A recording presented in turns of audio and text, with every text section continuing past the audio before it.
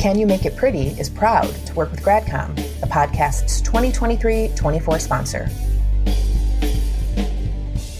Employee morale is just such a bear to wrestle with, right? Yeah. Because, Pikes Peak State, we have 1,100 employees if we include all of our part-time employees. So when you're doing stuff at scale like that, what one group of people says, hey, this is what would make us feel better and boost our morale, you have a whole other group of people that say, in no way would that help my morale. In fact, it would make me feel even worse about working here. Yeah. So it's tough. But I'm trying some stuff. So last fall, we did a week called Appreciation Week. Okay. It was the week before Thanksgiving break. We did a bunch of different coffees and lunches and cupcakes and things across all of our campuses. We have 4 campuses. Mm-hmm. And then people liked that, but some of the feedback was, it's not very appreciative if I couldn't be there for the coffee or whatever, right? Yes. So I pulled that in this semester, and instead of doing a week-long thing of events, we're doing a monthly coffee, one at each campus. And I announced those way ahead of time so that hopefully people can make it. But I've found that, with these things at scale, you have to aim center mass. And when you aim center mass, there's always misses. And unfortunately, some of the decisions you have to make are related to, well, what's the trade-off here? And, who are we going to ultimately serve with this? Absolutely. But tell me about Caring Campus. I don't know anything about that. So Caring Campus is a framework offered by the Institute for Evidence-Based Change, and they come to various campuses who want to implement this framework. And the idea is that if students don't feel connected to the college they attend, they're less likely to persist and succeed, regardless of academic interventions and support services the college has provided. So IEBC is creating Caring Campus. It's based on research that shows students who feel more connected to their college are more likely to be retained, persist from semester to semester, and complete their academic goals. So increasing connectedness amongst employees will transfer to students, therefore will then go a long way to maintaining enrollment. So it starts with classified professionals. Classified professionals on our campus and maybe on your campus too are the largest body of employees, right? And in most cases, classified professionals are the ones who have the most contact with students outside of faculty members. And how does that relationship differ, right? Well, with a faculty member, they're with them 16 to 18 weeks, twice a week. They get to know them on a first-name basis. They might visit them in office hours. Whereas with a classified professional outside of a counselor, chances are it's a one-off. And if they have a bad one-off with you, a bad one-off interaction, you may have lost that student. So regardless of everything else that's happening, you had a terrible interaction with one student in an office, in a student services office, and the parking lot, what have you, and that student's now gone. That has now tainted the entire pool. So how do you help those employees not necessarily always be customer service ready, but be in the mindset of service and of, oh, of course I'm going to help you, and not, oh, why is this student asking me this question right now? Or, oh, what do I need to know this? So the challenge right now with Caring Campus is we're trying to bring that to the entire campus. So it's classified driven, which is very different from how things are normally done on campus, right? It's usually administration driven and then trickles down, and then classified is like, oh, I have new things to do. Yay me. This is very much classified driven. So it's, hey, we need this. We need this frontline support for those of us that deal with students all day. Hey, for those of us that are in administrative roles, we really need to know what is happening in that new building over there. Hey, I am in this position and people keep asking me this question, and I've never even been in that building. I don't even know what's over there. I don't know who's over there. Hey, we have new technology, but I don't know how to use it, so I don't know how to look something up, so I can't help this student. So a lot of it is really just rebuilding connections on campus in our campus, for example. One of the things too that we've done is we didn't have name badges for everyone. We had really old ones that were very hard to read, and they were not self-serving, but the information was not intended for students. It had titles on it. It said dean. It had doctor. Like students don't care about that. So we went to and now I'm going to show it on video because this is very good content for podcasting. I'm going to show it to Matt and Jacqueline. But now it's just super pared down. It's about the size of a standard business card, and it just features first name, it features pronouns, and it features any additional languages spoken outside of English. And the idea behind that, again, was, one, it was data-driven. So IEBC has shown that first name badges reduce psychological barriers. So if you see Elliot Stern president, you're like, oof, that's the president. I'm not going to ask him a question. But if you see Elliot, he, him, you're like, hey, Elliot, where's this building? So it literally, there's data that shows that it reduces those barriers, those psychological barriers. So that's what we're trying to do on our campus. I am one of the chairs of that project. So I have been very heavily invested in this for 10 months now. And slowly but surely, we're trying to kind of roll out these culture changing activities. So we're starting a road show next month. And our first road show is going to show people how to use our website directory, our Teams directory, and our Workday directory. So Workday is like a Salesforce, and how they can utilize those three tools to find people on campus.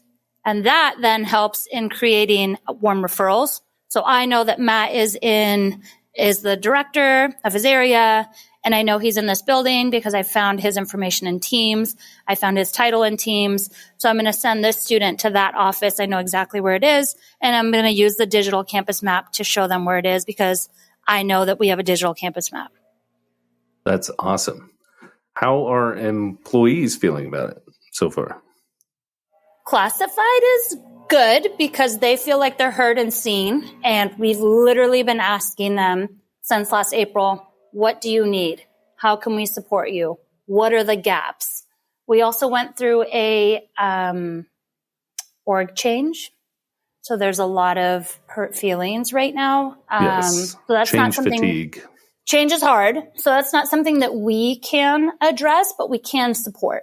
So what does that look like is, oh, you're in a new area, or, hey, you got moved and you don't know what this process is anymore. Okay, well, we can't help with that, but we can, show you how to use the directory so that you know where the new offices are. We can show you how to find people in different areas using the resources that are already available to us. We've had a couple events. We just got the green light last week to host an event over spring break that will include food, free food, and fun. Yay. That always helps. No fun free like mandatory fun. That's right. Pre-planned fun. What is it? Forced fun, like Jeff Julian used to say, forced conversations, forced fun. Shout out to Jeff. And so that afternoon during spring break might look like a tour. We'll all do a tour together. We'll all have lunch together. We talked about going over to ceramics and throwing pottery. Like each of us gets to make a little bowl that we can then put like on our desk. And then we talked about going over to our campus theater and showing a movie and giving popcorn. Like just culture building. Like we have been going through it, guys. Let's just go have an afternoon where we feel we can chit chat with each other. We can, break bread together and then go watch a movie and have some popcorn. So that's all in the works. So that's the type of stuff that we're doing on our campus. And it really is because our president has tasked us with turning Saddleback into a caring campus. He fully supports it. And so that's kind of the work that we've been doing on the classified level to support that. That's amazing. And that's what we all need right now. For our listeners, we hope to see you in Seattle. And you won't hear us in March, but come find us in person because we're taking March off because we're going to Seattle. So don't look for a March episode. There won't be one. We'll be back in April. So you have plenty of time until then to catch up, download them in advance, listen to them on the plane ride, listen to them as you're walking to your room in the hotel, and then come find us and say what's up. Yeah, send us some email. We want some fan mail. Ooh, fan mail. Share us on social media. In December, Gallup put out a list of workplace trends that leaders should watch out for in 2024. Included in that list, engagement is slowly recovering, with some areas for improvement. 2020 saw the first dip in employee engagement in years, and while those numbers are getting back to pre-pandemic levels, employees are also feeling less connected to an organization's mission and purpose, which is vital for any organization, especially a two-year college. One way Rowan College in Burlington County in New Jersey is keeping its employees engaged and boosting morale is through its annual report. Yes, we're talking about that multi-page document that spells out college stats and FYIs to its stakeholders. It's a vital document, but not always the most snazzy. Our guest this episode is Greg Volpe, RCBC's Executive Director of Strategic Marketing and Communications, discussing how the college's annual report doubles as a way to boost employee morale. Greg, your annual report isn't the traditional glossy publication that colleges tend to use. What do you do instead at RCBC? Oh, we've done just about everything. We've done calendars, we've done tarot cards, we've done audio cassettes. Yeah, they still make those things. And next year, we're going to do a gratitude box. And tell me some more specifics there. Because to me, an annual report is basically like a brochure. It's got a bunch of graphics and stuff and things like that. Yep. How does that work in, say, a calendar format? It's all about creative storytelling. So, I mean, it's all the same. And a report is picture stories. It's just packaging it a little differently. Our president is very supportive, and he's laid down pretty much two criteria for us. He lets us get as crazy as we can. Just, we have to find a way to get in all the numbers and facts and figures that any annual report can do. We have to find a way to get that in there somehow. And two, we just have to find a way so we don't have boxes of them left over somewhere. So that's pretty much the two rules that he's laid down for us, and we've met them. We always put the content online somewhere, so that's an easy way to put all the facts and figures out there. So there's always an online version that looks more of a traditional format. I'm curious. So this printed piece or pieces, about how many of those do you print? And how do you decide to distribute? Who gets them? It runs the gamut. Like the one year we did newspapers, old-fashioned newsprint. So I think we probably did 100 or 200 because that wasn't too expensive, and we could shove. We did in the old-fashioned plastic bag, so that was easy to distribute, and that wasn't as expensive. The audio cassette, we did those manually. We our person who leads our website also does a lot of our podcasting. He's a former radio person, so he did the audio recording of it and manually did all the audio tapes. So that was a very limited edition run. Pretty much our board of trustees is all that got the actual tape itself. The rest of it was put onto the website with a digital file of it. Last year, I didn't even mention this. Last year we did jigsaw puzzles, and that was kind of neat in that we turned that into kind of a team building thing. I forget the exact quantity, but we kind of added up, hey, we have this many offices on campus. So we sent it out to all the offices and said, hey, here's our annual report. Take some time, get to know your teams, do it together, and send us a picture of you guys doing your puzzles, and we'll put it in the newsletter. So that was a fun thing. And actually, it was really rewarding because people did it. They sent us in their pictures, and they seemed to enjoy it, which was just cool to see it resonating with people. I love the idea of going outside the box with this because when I initially read that we were talking about the annual reports, I kind of shuddered because it's so boring. I'm sorry. It's so boring and they're so labor intensive sometimes. And nobody reads them. Nobody reads them. And there's just no reward at the end. It feels self-serving sometimes for the president. And so it's just like this really painful project that you just have to slog through and put out, and then nothing happens. So I love the approach that your college is taking with this. It's really helpful to hear from other people that are doing this in a different way, and that you can, and that it's been successful. So how did you originally come up with doing something different from the traditional? Because it really is hard to break away from that because it's so synonymous, right? Like everybody knows State of the Union, State of the College is going to be, has one format. So how did you sell that idea? And then two, how did you come up with the ideas? So it coincided with Dr. COC becoming president.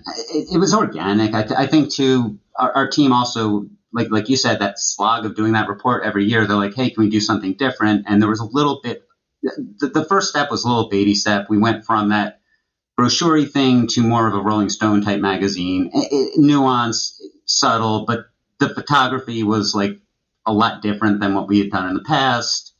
So that was one way that we just broke out of it. And then from there, we just kept building. And every year now it's trying to top ourselves. And it's just, it's nice. And like, again, going back to what you said with the slogging, it's awesome for the marketing team itself because it gets us out of our box. We're doing something different and challenging ourselves to come up with something new and different. Like go back to the tarot card, which would probably always be one of my favorites. You know, someone had the idea of, hey, let's do a deck of cards. And then someone's like, hey, I saw out in Philadelphia, they did this tarot deck. Let's do something like that. And it's just like, you know, everyone just kind of like plays off each other and wound up with just something neat and interesting. I like the idea of switching something that is so painful to something fun. And really nobody likes seeing that assignment come across their desk. When do you usually publish yours? We always aim for the fall. And historically, it kept getting pushed back and pushed back. Usually it wound up being December, sometimes January. This year with the puzzle, we actually got it out in the fall. And this year coming up next year, there's a World Gratitude Day or something. I want to say it's September 20th, September 21st. So that's giving me a hard deadline that we're going to install these boxes on campus. We're going to make a big deal out of it, tying it to that day. So that's going to give us a hard deadline to really tie the annual report to it. So the way that this was literally inspired by something I saw outside a restaurant. There were literally a gratitude box. It was just like, hey, if someone did something special, just write it down on this piece of paper and drop it in a box. That I'm like, hey, we could do that. And getting to it was coming off the puzzle when I'm like, it was really neat to see like folks interacting with the puzzle. And it's just like, what can we do to have people interact with a piece that lasts more than just like an hour or two with a puzzle? Right. Hey, these boxes will be up forever pretty much. Right. And then it'll be a way for students, staff to just express appreciation for each other, which is something that it's desperately needed. We don't do that enough to say, hey, this person really helped me. And absolutely. So it sounds like your team was totally into it, which is great. What was the feedback from your stakeholders? Were they into it? Were they thinking like, what is happening over there in that marketing office? Most of it's been positive. A couple, I'll say one of the deans once said, how am I going to submit? I thought it was calendar. She reminded me recently that it was the tarot cards, but how am I supposed to submit this to my accreditors? I'm like, well, it's on the website. You can just send them to the link. Yeah. Print screen, save as PDF. Yeah. Print screen, save as PDF. Exactly. But no, and especially with the puzzle, and that's really because people were doing it hands-on. And when people touch and feel something and interact with something, it gets them out of their day-to-day. And this isn't annual report related, but recently, our administrative offices, marketing, IT, human resources, finance, all those groups, they're in one building that's kind of separate from the rest of the main campus. Mm-hmm. Yeah. I saw the folks who don't really interact with students directly, But so like they're separated. But recently we had this idea, hey, when faculty come back for their first meeting of the semester, let's put the faculty in that building, and then we can have like an open house for that building because they don't interact with each other that often. And it was just well received, and it was just kind of cool because these people don't see each other that often, and it was just nice to interact. And along the same lines, it was a way for people to just get to know each other. And we hear that all the time. That's a common complaint that we get. Oh, we don't interact anymore. We want more HR events. And I always say, what is an HR event? I don't think that people know what they're asking for. But what we did in that event is kind of what I think they want. Just interaction. And if there's a way to connect it to make our jobs a little easier, a little better, then that's what we should be doing. Right. Are you sure that you're at Rowan College in New Jersey? Because I'm at Pikes Peak State College in Colorado, and everything you just described is what we hear. What about you, Stephanie? Do you hear that at your college from stakeholders and employees? And there's not enough that we're in silos. Yeah, that we're siloed. We never have the opportunity to see each other. No, we're perfect. Everything's fine. Okay. Of course. We all have the same. We all have the same issues. Absolutely. And I love what Greg said about the puzzle. Like, what a cool idea to bring that physical piece in of something that's normally super, super boring. And then people are gathering around it as an opportunity to work together, to learn together. Really well done, Greg. Thumbs up from me. Yeah, it's like Seth Godin has that concept of the purple cow where, a cow is a cow. You're walking, you're driving by, you're like, oh, another cow. But as soon as you see a purple cow, you're like, holy crap, a purple cow. That's amazing, right? Or a meatball sundae and like an unexpected juxtaposition that is remarkable. And I really like what you've done here to pull this into boosting employee morale and things like that. Was the puzzle the first time you noticed that, or had you seen that before with some of the other projects?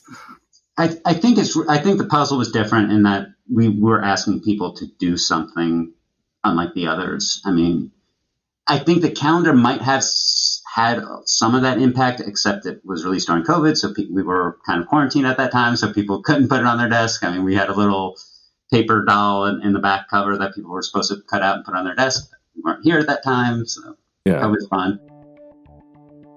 When I think of community college marketing, I think of GradCom.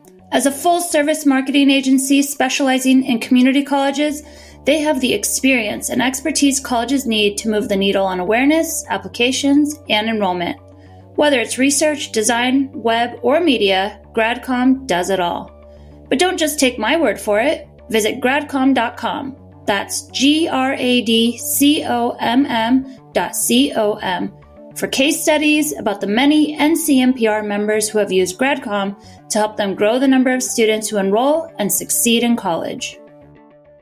The puzzle was on our to-do list for a while because, and this is neat too with the marketing team, the folks I work with like each other, and they actually like spend their lunch hour like doing puzzles and stuff like that. So that's kind of where the inspiration came from that. So we're talking this in relation to annual reports. Are there other places that you've decided, hey, this worked for the annual report, let's try this for this thing, view books or anything like that?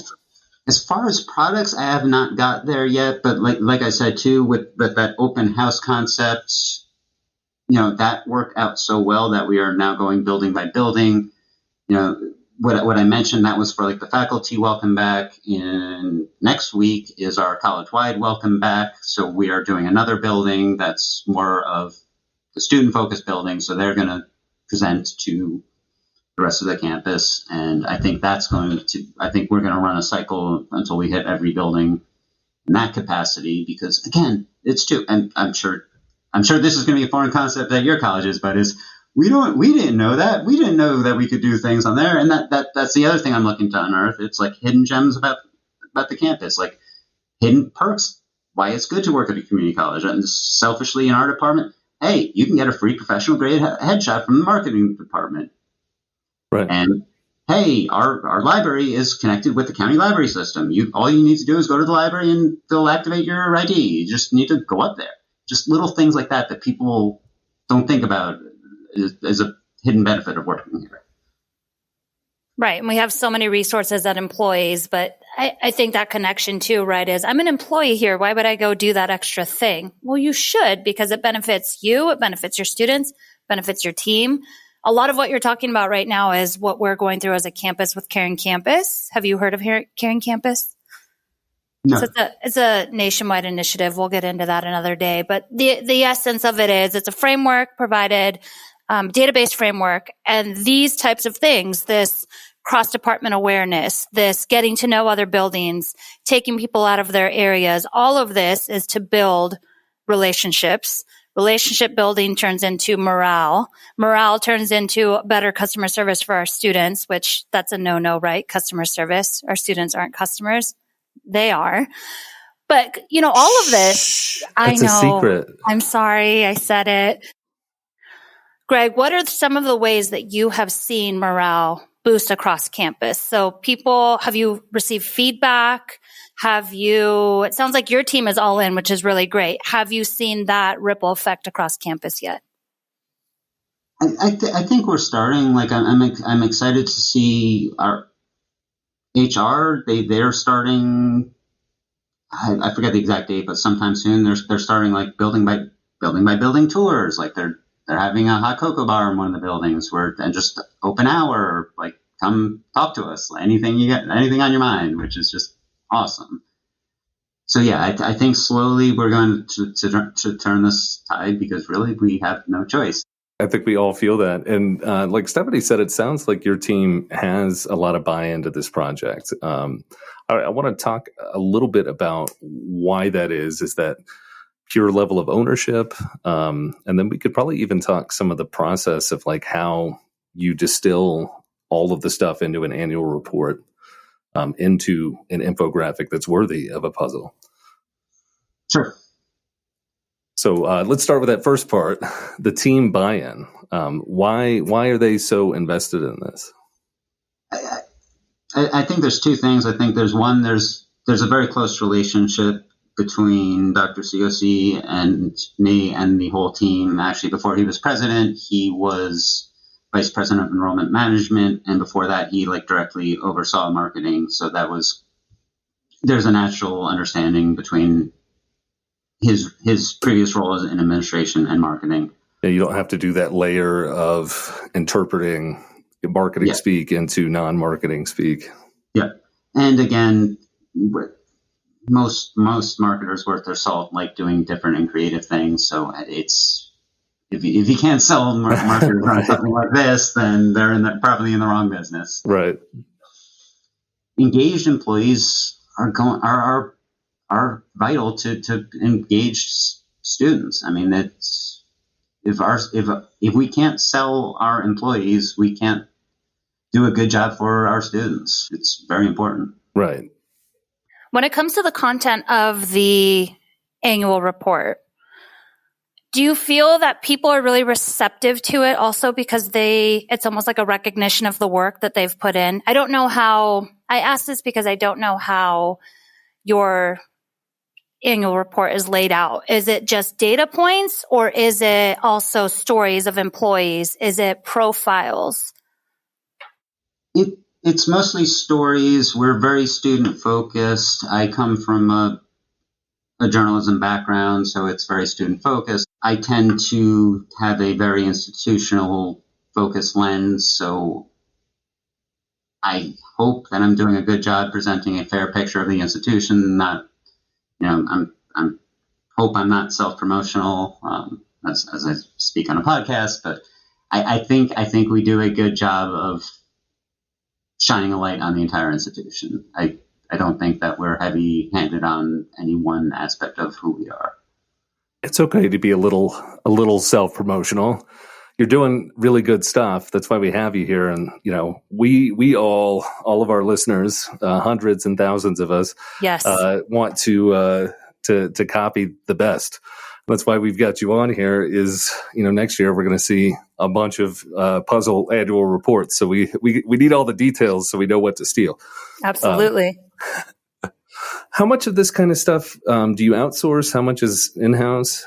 creating the content is all in-source. The only thing that we outsource is the actual creation of the product, like the newspaper that we outsource the printing, the puzzle, we use a commercial company. I mean, we created the actual picture, but then we outsourced to a company that can put it into the puzzle. We had an internal print shop that did most of the stuff, such as like any kind of book or anything that needed to be printed. They couldn't do the newsprint, obviously, that got exported. I mentioned before, our podcast person, Jay was able to do all the audio tapes. We did all the packaging to it was awesome. So we printed all that internally. Tarot cards that we printed, we found a company to print externally, but I mean, all the content itself is created in-house. And is that like a group effort? Is it you with just like one or two people? Like how? I'm interested in the distillation of the information, right? Sure. Because we know what a typical annual report looks like. Figuring out how to get that onto tarot cards sounds really fascinating to me. That one, there's a lot of groupthink, but then once we get to the point of rolling up their sleeves, it's a lot of I'll lay out the direction, kind of map out hey, we need to hit on these points. And in that case, a lot of it was the writer at the time and the designer, and they just went to town. And meticulous, gorgeous artwork.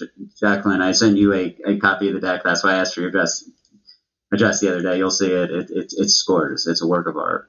Wait a minute. My address is bleep, yes. bleep, bleep, bleep, bleep, bleep. Ideation on these things. Do you basically like know going into it, okay, we're going to do a tarot deck this year? Or are you like, hey, maybe tarot deck, maybe cassette tape, and then how do you narrow that down? Again, a lot of it's groupthink, and a lot of it, again, I think I got lucky because I saw that box really early in the process, but also there's pressure. Once you do something like this every year, it's what are you going to do next? Because I know one year we're going to get stumped and we're going to run out of ideas, and I'm dreading that. And I think somebody joked that, we're going to go back to just doing a traditional report, and that will be the novelty. That is pretty funny, actually, that you bring it up. I mean, everything old is new again, right? Yep. So you could bring it back and say, we've gone back vintage this year, going back to our roots. It's the 8.5 by 11 glossy. Style it to look like it was done on a typewriter. Ooh, that could be fun. Outside of the gratitude box, that is expected to go live when? September. Oh yeah, I keep saying next year. That's this year. Right? I know. Sorry, no pressure. And so what I'm hearing is for 2025, then, no solid idea yet.